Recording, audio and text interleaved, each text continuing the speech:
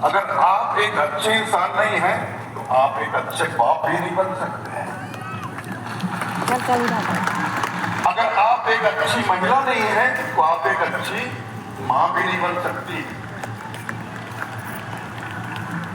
अगर आप एक अच्छे इंसान नहीं हैं तो आप एक अच्छे शिक्षक भी नहीं बन सकते। अगर आप एक अच्छे इंसान नहीं हैं तो आप एक अच्छे गुरु भी नहीं बन सकते। अगर आप एक सच्चे इंसान नहीं हैं तो आप सच्चा सेवक भी नहीं बन सकते, न शिष्य बन सकते।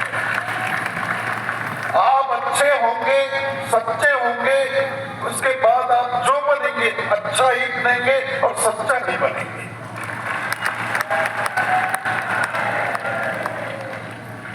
समझ रहे हो मेरी बात?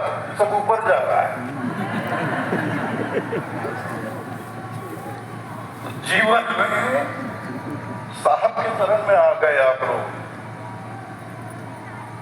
वो सदगुरु कबीर ऐसा सदगुरु मिला, जासे रहिए लाग सब जगतो शीतल भया बेटी अपनी आग।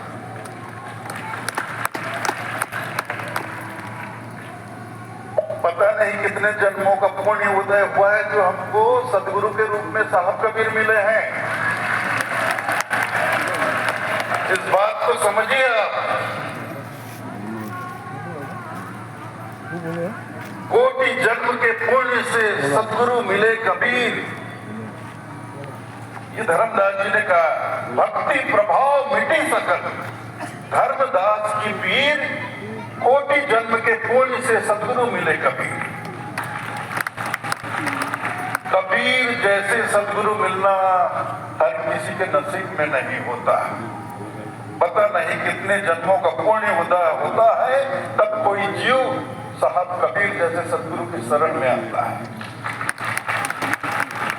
और सदगुरु की शरण में आकर भी अगर हम नहीं सुधरते हैं, अपने आप को नहीं संभालते हैं, अपने आप को नहीं सुधारते हैं, इससे बड़ा दुर्भाग्य हमारे जीवन में और कुछ नहीं हो सकता, कुछ नहीं हो सकता।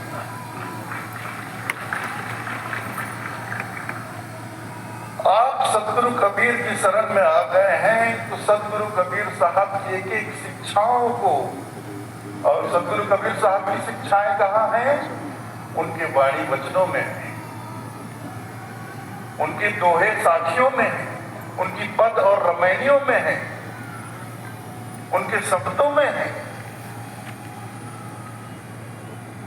तो अपने सदगुरु के वाणी वचनों को आप लोग पढ़िए, सुनिए, सुनाइए दूसरों को, खुद भी सुनिए, दूसरों को भी सुनाइए।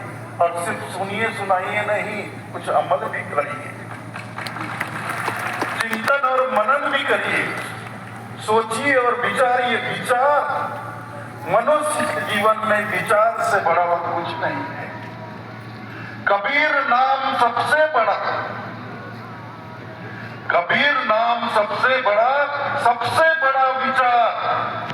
यथा नाम गुण है तथा जानेगा जाननहार। एक तो कबीर का नाम सबसे बड़ा, कबीर नाम सबसे बड़ा विचार, और उससे भी बड़ा है विचार।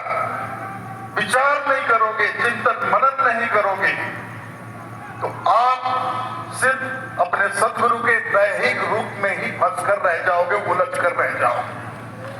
जैसा हमारे नवोदित वंशाचार्य ने, हम सुने ना वहां या अभी बोल रहे थे, जब कबीर नाम हम सुनते हैं तो हमारे अंदर क्या आता है, कौन सी फीलिंग आती है, या हमारे मानस पटल पर क्या छवि आती है? ये दाढ़ी मूछ वाले बाबा की, तो जो ताज लगाए हुए हैं, चंदन तिलक लगाए हुए हैं, कंठी पहने हुए हैं, साफा डाले हुए हैं, अगर यही छवि आती है तो क्षमा करना, फिर आप पदार्थों में ही उलझे रह गए, आप तत्वों में ही उलझे रह गए। ये तत्व पदार्थ सबसे हटना है हमें। जब कबीर का नाम आए, सदगुरु कबीर का नाम आए, साहब कबीर का नाम आए, तो जैसा कि हमारे नवोदित वंशाचार्य ने कहा, नाम हमारी जुबान पर आते ही या हमारे कान में कबीर का नाम पड़े और हमारे भीतर एक क्रांति आ जाए, एक जागरण आ जाए, गहरी नींद से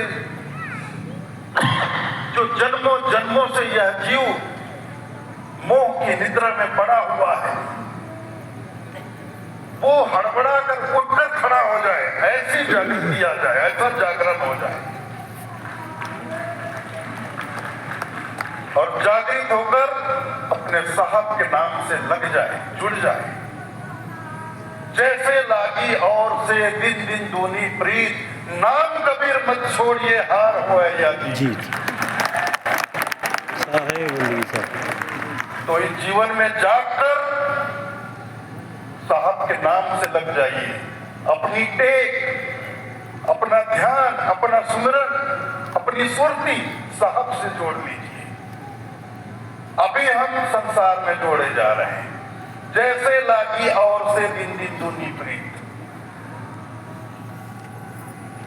जैसे और चीजों में दिन दूनी रात चौगनी हमारी प्रीत बढ़ती जा रही है, हमारी आसक्ति बढ़ती जा रही है, हमारा प्रेम बढ़ता जा रहा है संसार के प्रति, संसार की चीजों के प्रति दिन दूनी रात चौगनी गति से बढ़ती जा रही है।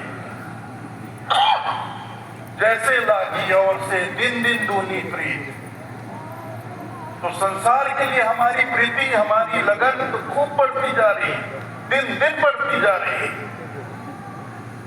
तो एक बार निद्रा से जागो और उठकर साहब के नाम से जुड़ जाओ, अपनी सुरती को जोड़ दो और जैसे संसार के लिए अपनी प्रीति को, अपनी आसक्ति को बढ़ा रहे हो, दिन दिन दुगनी करती जा रहे हो।